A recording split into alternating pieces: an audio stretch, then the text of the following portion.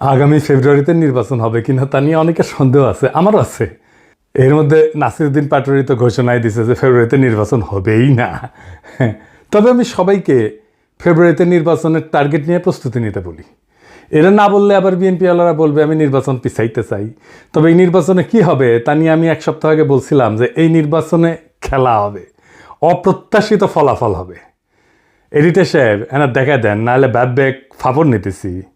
উনি আশায় আছেন একটা ভালো নির্বাচন দিতে পারবেন, দিতে পারলে ভালো, তবে আমি খুব ভরসা পাইতেছি না। তবে এই নির্বাচনে খেলা হবে, অপ্রত্যাশিত ফলাফল হবে, আমি আগেই বলে রাখতেছি। দেখেছেন? আর আল্লাহর কি কাম, এটা নতুন জরিপ আসিছে। আসেন আমরা আগে সেই জরিপের ফলাফলটা দেখে আসি। 12% মানুষ বিএনপিকে ভোট দিবি বলিছে, 10.4% মানুষ জামাতে ইসলামীকে ভোট দিবে বলিছে, মানে 10.5% মানুষ। 7.3% মানুষ আওয়ামী লীগকে ভোট দিবে বলিছে, এবং 2.8% মানুষ, মানে প্রায় 3%-এর মতো মানুষ এনসিপিকে ভোট দিবে। তবে কাকে ভোট দিবে এ বিষয়ে এখনো সিদ্ধান্ত নেয়নি 48%-এর বেশি মানুষ। অন্যদিকে জরিপে কাকে ভোট দিতে চায় তা বলতে রাজি হয়নি 14.4% মানুষ। এটা BRAC institute of governance and development BIGDর একটা জরিপ। 8 মাস আগে গত অক্টোবর মাসে একই প্রশ্ন করা হয়েছিল এবং এরাই এই স্টাডিটা করছিল। সেখানে 16.30% মানুষ বিএনপিকে ভোট দিতে চাইছিল। এইটা স্যার গতবার আর এইবারটা একটু পাশাপাশি দেখেন, তাহলে বুঝবে যে কেমন কমিছে। 11.30% মানুষ জামাতকে ভোট দিতে চাইছিল এবং 2% মানুষ এনসিপিকে ভোট দিতে চাইছিল। তার মানে জরিপ অনুযায়ী 8 মাস পরে বিএনপি এবং জামাতের ভোট কমিছে, এনসিপির সামান্য কিছু বাড়িছে। তবে 62% মানুষ এই রাজনৈতিক দলগুলোকে ভোট দেবে না, তাই না? কারণ তারা হয় বলতে রাজি হয়নি, অথবা তারা এখনো সিদ্ধান্ত নেয়নি। এরা এই 1 বছরে তাদের উপর থেকে আগের সমর্থন সরাই ফেলছে, আরও ফেলবে। বিএনপির জনসমর্থন, দলের জনসমর্থন 26.32% কমিছে। হে প্রভু হরি রাম কৃষ্ণ জগন্নাথ প্রেমানন্দী, ইয়া ক্যা হুয়া। এডিটর সাহেব হে অরিজিনালটা শুনে দেন একটু।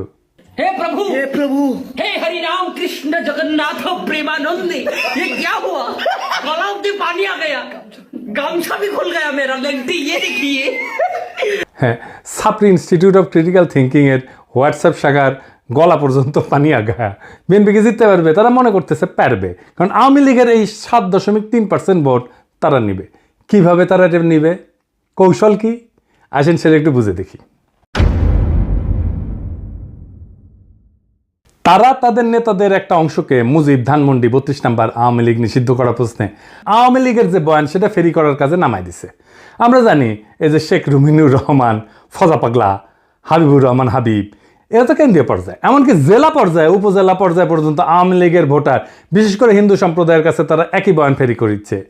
শুনেন, এটা বগুড়ার শাহ আলম সাহেব করছে। কিন্তু সংগঠন হিসেবে আওয়ামী লীগ নিষিদ্ধ চাই না। অথচ আজকে যারা বেহেশতের টিকিট দিতে চায়, জামাতের মধ্যে একটি নতুন সংগঠন করেছে হিন্দু জামাত, এটা কখনো সম্ভব? তারা এবং নতুন একটি রাজনৈতিক দল মিলে 3 দিনের ভুয়া আন্দোলন করে স্বাধীনতার নেতৃত্ব করে একটি রাজনৈতিক দল, বাংলাদেশের সবচেয়ে পুরনো একটি রাজনৈতিক দল, সেই দলকে বাংলাদেশে নিষিদ্ধ করেছে, যেটা রাজনৈতিক ভাবে সঠিক সিদ্ধান্ত হয়েছে বলে আমি বিএনপির একজন কর্মী হিসেবে মনে করি না।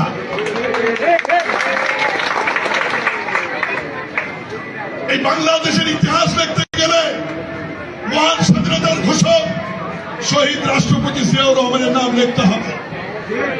এই বাংলাদেশের স্বাধীনতার ইতিহাস রচনা করতে গেলে মুক্তিযুদ্ধের নেতৃত্বকারী দল আওয়ামী লীগের তৎকালীন সভাপতি শেখ মুজিবুর রহমানকে অস্বীকার করা যাবে না। এই 2 নেতাকে অস্বীকার করে নতুন বাংলাদেশ বিনির্মাণের কথা বলে, তো তাতে হয়তো এই 7%-এর 4-5% ভোট পাইতেও পারে, কিন্তু এটা পাইতে গিয়া আরো 8-10% নিজস্ব ভোট সে হারাবে। তাহলে আসলে রাষ্ট্র ক্ষমতায় কে যাবে? আপনারা বুঝতে পারতেছেন যে যারা এখনো সিদ্ধান্ত নেয়নি কাকে ভোট দেবে এবং যারা বলতে চায়নি, তারাই আসলে ঠিক করবে কারা রাষ্ট্র ক্ষমতায় যাবে। তো যাই হোক, এইটা আলোচনাটা বিস্তারিত আসার আগে বিএনপি দলটা কিভাবে ফাংশন করে সেটা একটু বুঝাই। তাইলে এই যে কেন এই রুমিনুর রহমানরা এই কাজ করে এটা বুঝতে পারবেন, এবং কিভাবে তারেক রহমানের নিরঙ্কুশ নিয়ন্ত্রণ নিশ্চিত হয় দলের মধ্যে এটা বুঝতে পারবেন। আর এই পদ্ধতিটা বিএনপির সবচেয়ে বড় দুর্বলতা। আমি এটা বিএনপির সাথে কাজ করতে করতে গিয়ে আবিষ্কার করেছি। আসেন দেখি এটা কেমন।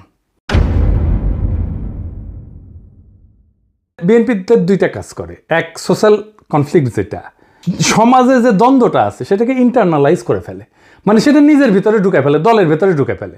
মানে ধরেন সমাজে আওয়ামী লীগের রাজনীতি চলবে কিনা, এটা নিয়ে একটা দ্বন্দ্ব আছে, তো সেটাকে সে দলের মধ্যে নিয়ে ফেলে। আওয়ামী লীগের রাজনীতি করা উচিত এমন একটা দল তৈরি করে নিজের দলের মধ্যে এই মত প্রচার করবে, আর তার বিপরীতে আরেকটা দল তৈরি করে যারা ভিন্ন মত প্রচার করবে। এটি হইতেছে এক্সটার্নাল কনফ্লিক্টকে ইন্টারনালাইজ করা। কি সুবিধা পায় এতে? সে মনে করে যে এক্সটার্নাল যে কনফ্লিক্ট এটা তো ম্যানেজ করা ডিফিকাল্ট, এক্সটার্নাল কনফ্লিক্টকে আমি যদি ইন্টারনাল করে ফেলি সেটাকে আমি কন্ট্রোল করতে পারবো ইজিলি, কারণ আমি তো নেতা, আমার কথা দুই পক্ষই শুনবে। তো আমি এই আলোচনাটা দলের মধ্যে থেকে করব এবং আমি এটাকে নিয়ন্ত্রণ করব। বুঝতে পারছেন? মানে সমাজের যে বিতর্ক সেটা আমি নিজের দলের ভেতরের একটা ইন্টারনাল বিতর্ক করে ফেলবো। দলের ভেতরে যদি আমি ইন্টারনাল, সমাজ তো আমার কথা শুনে না, তো দলের ভেতরে যদি আমি ইন্টারনাল কনফ্লিক্টটা নিয়ে আসি তাহলে দলের লোক সবগুলো আমার কথা শুনতে বাধ্য হবে। আর একটা বিষয় হইতেছে যে এরা একজনকে আরেকজনের পিছনে লাগিয়ে দেয়। এই যে কনফ্লিক্টটা দলের ভেতরে নাই সেটা তৈরি করে। আমাকে এই যে ওয়াহিদুজ্জামান অ্যাপোলো একদিন বলে ফোন মেরা যে বিএনপির অনেক লোক বলে যে আপনি রয়ের এজেন্ট। হ্যাঁ, তার মানে কি বুঝেছেন? তো তার মানে এটাই যে শুনে হয় আমি বিব্রত হব বা সংকুচিত হব বা ভয় পাবো, এবং আমি একটা আশ্রয় খুঁজবো, আমাকে এমন একটা মহাশক্তির কাছে পাঠাবে যে আমাকে আশ্রয় দেবে, অথবা সেই আশ্রয় দেবে। তার মানে বুঝেছেন তো? বা সেই বলবে আরে ব্যাপার না, আমি দেখতেছি, আমার উপরে ছেড়ে দেন। হ্যাঁ, তো সে তার দলের লোকদের উপর আনুগত্যটা কেনে, তারা এটা চাপে ফেলা, ভয় দেখায়, আনুগত্য আদায় করে। এটা বিএনপির কৌশল। যাই হোক, এই যে এক্সটার্নাল কনফ্লিক্টটাকে ইন্টারনালাইজ করে ফেলা, এটা তার নির্বাচনে আওয়ামী লীগের ভোট টানার একটা কৌশল।